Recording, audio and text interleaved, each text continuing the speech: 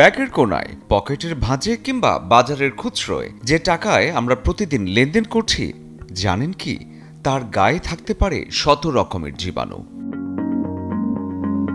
এক গবেষণায় দেখা গেছে একটি ব্যাংক নোটে গড়ে ৩ থেকে ১০ হাজারের মতো ব্যাকটেরিয়া থাকতে পারে। বিশেষ করে ফুটপাত, বাস, দোকান কিংবা হাটবাজারে ঘোরাফেরা করার নোটে পাওয়া গেছে ই কলাই, সালমোনেলা, এমনকি স্ট্যাফিলোকাসের মতো ক্ষতিকর জীবাণু। ৭২ ঘন্টা পর্যন্ত বেঁচে থাকতে পারে জীবাণু। ৯৪% নোটেই রোগ সৃষ্টিকারী প্যাথোজেন জীবাণু পাওয়া গেছে।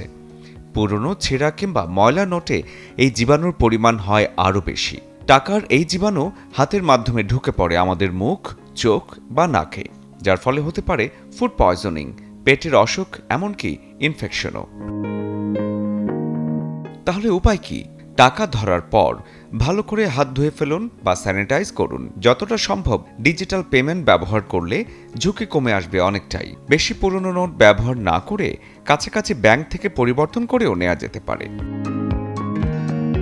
টাকা সবারই প্রয়োজন, কিন্তু স্বাস্থ্য তার চেয়েও বেশি প্রয়োজন। তাই টাকা যেন অসুস্থতার কারণ না হয়, সেদিকটা খুবই জরুরি। কারণ দেহ সুস্থ থাকলেই কেবল অর্থ উপার্জনের আনন্দ উপভোগ্য হয়। শরীফুল হক, চ্যানেল 24।